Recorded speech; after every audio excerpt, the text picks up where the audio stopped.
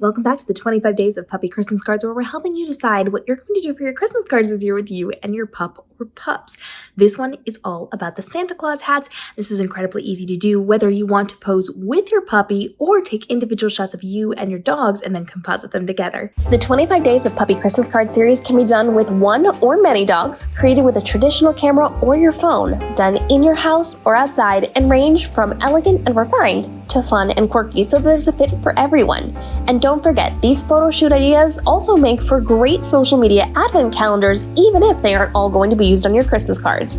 If you're using a traditional camera, I recommend you set up a remote shutter release through a clicker or an app on your phone so you can take photos from where you're posed. If you're using your phone, I recommend you set it to cinematic video and take screenshots of the best frames after, since pups tend to move around a lot and you don't want to stress over missing the shot. Each of these episodes is designed for a specific card template that will link in the caption, but you can use this on whatever template works best for you. We're bringing out all the Santa Claus vibes in this image, and you're going to need one or a couple of Santa hats depending on how you're going to do this. Now you can, if you have just one dog and you want to hold the dog and kind of hold the hat on their head, hold your hat, that's going to be real easy for you to take a picture with your puppy. If you've got multiple dogs and they're really good at looking at the camera, you can do it as a group photo too. If, however, you have wiggle worms like I have, you may want to take individualized photos and composite them together, which is really easy to do. I'm going to show you how to do it in Photoshop, even if you're a beginner. And I just took individual images of each of my dogs. So I set the camera on a tripod. You can either use an actual camera or you can use your phone and record on cinematic and take the screenshots later, which is what I did for this one to show you how easy it is. You're just going to set it up at one level. So put your camera device or your phone on a tripod and have it the same for everyone. Now, I understand that people are sometimes going to be a little bit taller than dogs. And so you'll see in the Photoshop part where I'm showing you how to do this, that I actually had to raise the camera to be up at level with me. Otherwise it would have cut me off. And I'm going to show you how you can then composite all those things together. But for your dogs, you want the proportions to be the same if you have more than one dog. So keep the camera in one location, set your dogs up against a blank wall, and you're not going to move the camera at all. You're going to take all the images or video from that location for the pets. Now from there, you are going to go ahead and set them up. You're going to get them facing the camera, and then you're going to put the Santa hat on them. Bonus points if you get a dog Santa hat, because those have straps that go under their chin. You can just zip it right up and it will stay on their head. I used an actual Santa hat, and because I reused the same position for everybody, I could just transfer the hat from one puppy to the next. Do I have enough hats for all of us? Yes, I do. But I used the same hat in this image, and I just transferred it from one to the next to the next. So you are going to put the hat on their head. If it is a free-falling hat, it may actually fall off, meaning you're going to want to stay nearby, which is also a really good idea for you to have a remote shutter release for your camera or to put your phone on cinematic mode and just screen record so that you can get yourself out of the way as you're taking these images. And then you just have to set your puppy up, and you have to do it a couple of times. It'll probably fall off their head. You're probably going to have to reset the dogs, especially if they walk off or if they move off, if they're interested in the camera. You are then going to set them up, and you're going to do it a couple of times. I would do it 3 or 4 times per dog if they're moving to make sure that you get the shot that you need, especially if they're looking in different directions. It could cause things to blur. So you want to make sure you're extra careful when you are doing this so that you get the shot the first time around.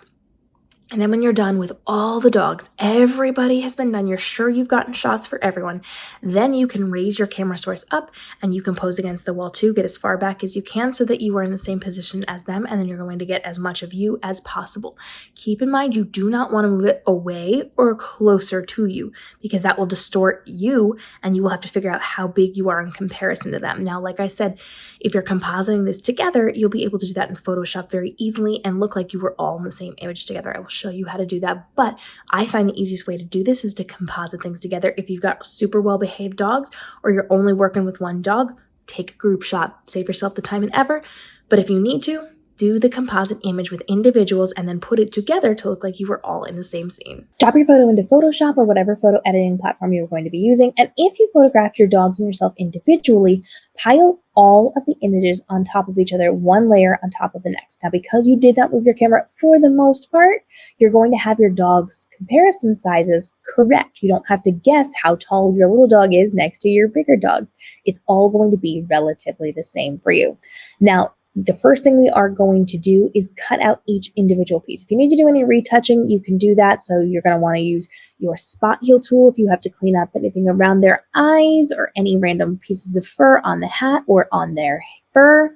You can tweak this however you need, but we can also tweak it once it's in comparison to the others.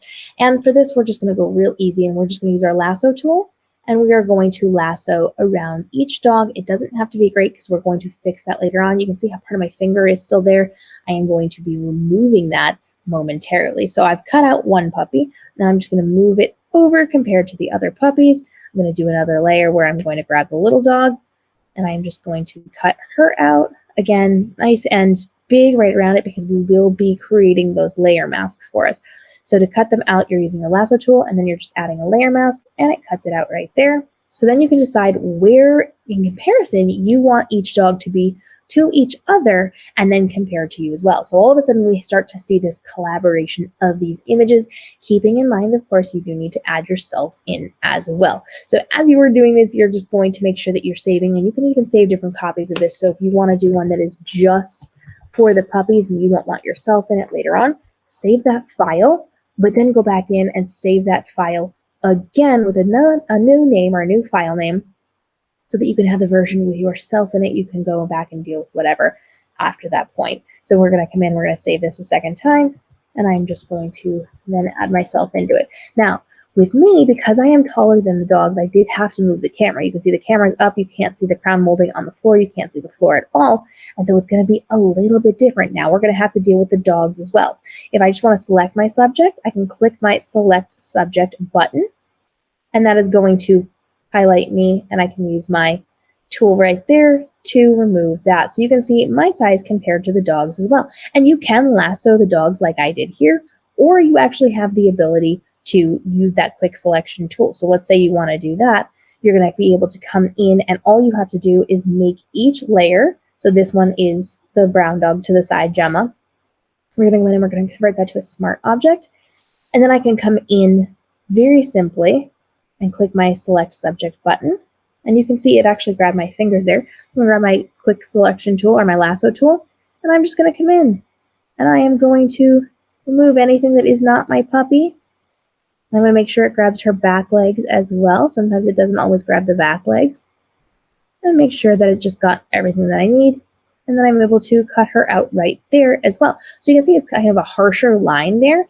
If we do have those harsher lines and we don't like it, we're just going to grab our brush, our soft round brush, 100% opacity on white, because that paints things back in. And we're just going to be able to then paint in anything that we didn't like that was removed. You can even lower that opacity. And so you can kind of get the shadows without getting all the dark shadows, but you can kind of see how now it's starting to fill that back out, right? So we're going to take Ember, the little fuzzball here. We're going to convert that to a smart object. I'm going to select my subject, and I'm going to do the same thing. And it's cut her out a little harshly. So now I've got my brush on that lower opacity. I'm just going to paint that right back in. And now you can see how that starts to kind of fit in there. You can kind of shape that to go with her shadows. And it makes more sense now that we are cutting that out. On the background layer, the first one that we dropped in, we're going to do the same thing. We're going to select our subject. Again, we're going to have to go back in, and we're going to have to deselect any bits of the wall that it grabbed right there, and add in any of the leg that we need, any of the floor that we need removed. We can do that with that lasso tool. You can also do it with your quick selection tool, but that might not be, it may take a couple of swipes to get everything there, and we're just going to go ahead and we are going to cut that out. We can leave that in. If you want the background wall, leave it on one of them and then add the other dogs into it. So you can kind of see how that is going to play out there. And then I'm going to just add my wall back in, so you can kind of see what that's like there. So now we have our dogs. We've got all the things that we're going to need. If you do want to make it look kind of like the wall is there, you can leave bits and pieces of the wall. I'm going to go ahead and I am going to add myself back into this. And now I'm going to move all of the dogs over so that everybody is in the frame. So now I need to move all of my puppies next to each other, and they need to be a little bit closer to each other. And because you can kind of see where the floor would have been for these dogs, I may actually move this down, and now it makes a little more sense, right? So I'm probably going to move my layer down below so that the puppies are in front of me, And I can move this however I'm going to need to get everybody in the frame.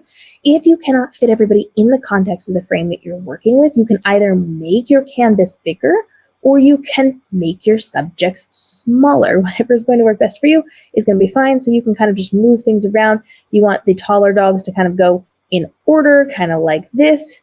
You can do something like that. You could also, I had the little dog closer to me, and then the two bigger dogs can move over if we wanted, if that's what we're trying to do. So you can just kind of move these around until you find a layout that you are going to like with this. Now, if you're watching here, you can see a little bit of the way that some of these are going a little bit over each other. So maybe I don't want them quite as close. Maybe I want them to be a little bit apart. So there's some separation here. There we go. We kind of spaced things out a little bit.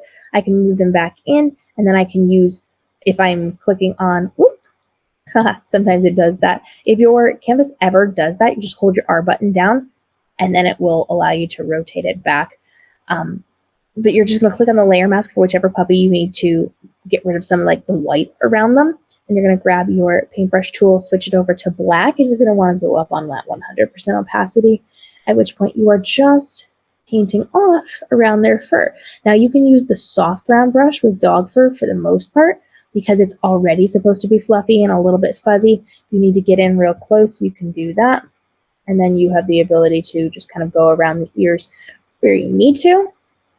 And again, because it is fluffy, it is okay or more okay for you to use that soft round brush rather than a hard round brush, because it's already going to be a little bit on that fuzzy side where you don't need that sharp harsh line where you would in other types of imagery. So we're just going to kind of go around this a little bit. And anywhere where there's like too bright of a color or too dark of a color, depending on what your wall background is, you're just going to go around it. And then if you have something where you can't get too close into, you're going to lower your opacity. I'm going to go around like 20% opacity. And then you're just going to start tapping off of your layer mask as you are doing that to remove part of, but not all of it, so that as you're doing this, you can see how it's starting to blend a little bit better, but it doesn't necessarily have to be all of those things. And then you can go for any areas that really need to be tweaked up a little bit, need to be a little bit more opaque, but not all the way taken away. You can do that right in there. Then you just raise and lower your opacity as you need it. You can shape the ears a little bit if you need to do that as well. And that's going to help you to blend it in better with the dogs that are going to be there. Once you're happy with your layout, you've made sure that there's no pixelation or missing pieces of your puppies or you inside of your photo. Now you're going to deal with your background. So I'm actually going to pull up what we have before, and there's some different ways that you can be doing this. You can sample part of the background in the original. So let's just say this is the wall that I like, and I want to make sure that I'm using parts of this wall. I'm just going to go ahead and lasso part of that, and I'm going to right click and create a copy from that. And then I am just going to be able to make that a little bit bigger so that it kind of naturally looks like it was part of what we were creating here. And you can kind of see how a little bit of that shading is still there. That helps to make it a little more believable, blend in a little bit more. From here, what you can do if you want to really make it more believable is add all of your pieces to a folder, duplicate that folder, and then you're going to turn that folder into a smart object. So you're going to right click and click on convert to smart object. And you're going to hold your command button down, and you are going to highlight by clicking on the layer all of those pieces. Then you are going to add a layer, and you are just going to grab your brush tool, and you're going to add something that is like black, but it's going to be more of like a gray, maybe it has a little color in it, tone to it, and you're just going to paint over that on the layer. Now it's going to black out everything. So you can kind of see how that's a gray. It's a little more shadow-like. Sometimes shadows have a little bit of a warmer tone to them, depending on what lighting is, lighting situation you're in, etc. And you are just going to paint that, and you're going to drag that layer beneath your person layer. Make sure, of course, that it does not go into the folder that you have sitting quietly behind it. We're going to turn that folder off so that does not cause any problems for us. And now we've got our shadow behind us. You are going to hold down your shift button and use your arrow keys to click it over to the side. And depending on where your lighting source was, you can go up, you can go back. You want to make sure it sticks out just a little bit.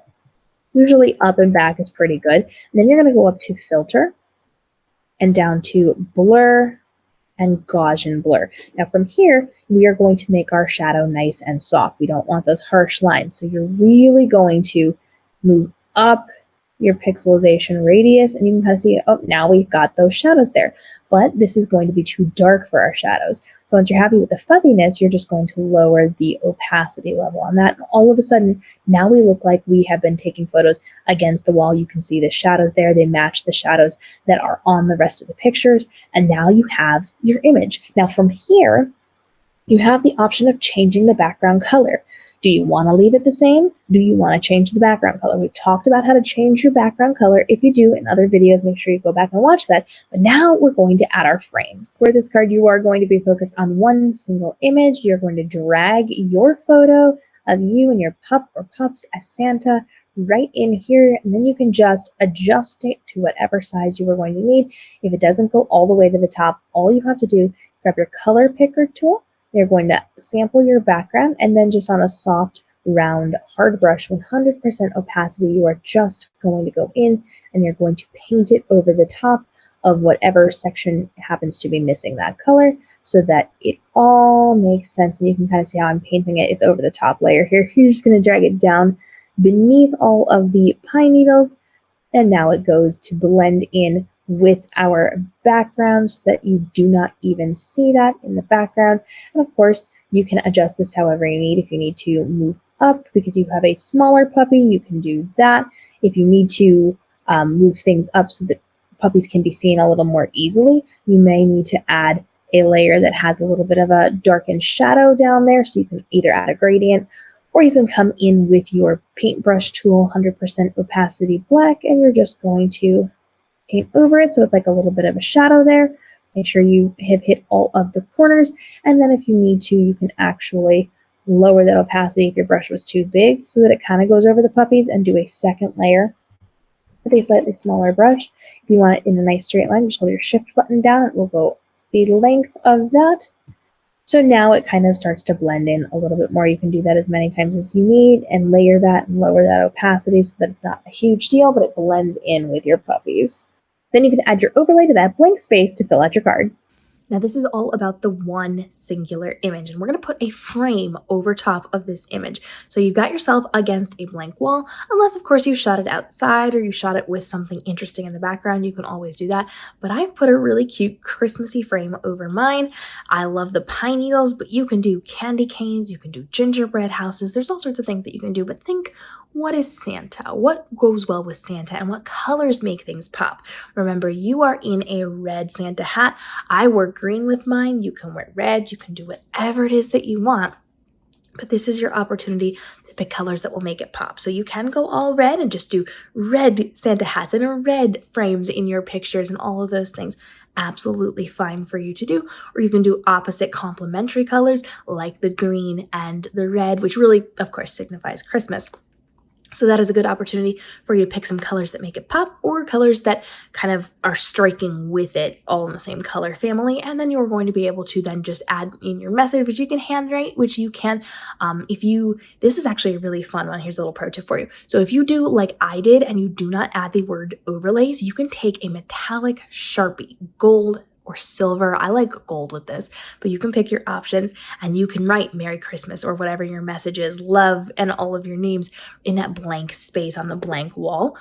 That's a really cool way to individualize each of these. So you have the opportunity to make it whatever you want. You can print them with words, you can print them without words and then sign it. You can do whatever, but your goal here is to get those Christmassy Santa vibes for this. And every single day, we are giving you brand new 25 ideas on how you can do your Christmas cards. If this was your Christmas card, fantastic. The other 24 can be used on your social media to allow you to have an advent calendar all December long, meaning you can take each of these images and show off your pups all December, culminating in the unveiling of this year's Christmas card for everyone. And you can do some really cool things with this as well. So pick and choose which ones you're going to be using on your social media. Follow along for the rest of the 25 Days of Puppy Christmas Card Ideas series here, and let us know what type of photo shoots you want to see in upcoming episodes, as well as we continue to help you every single day navigate your dog parent life. We'll see you in the upcoming episodes.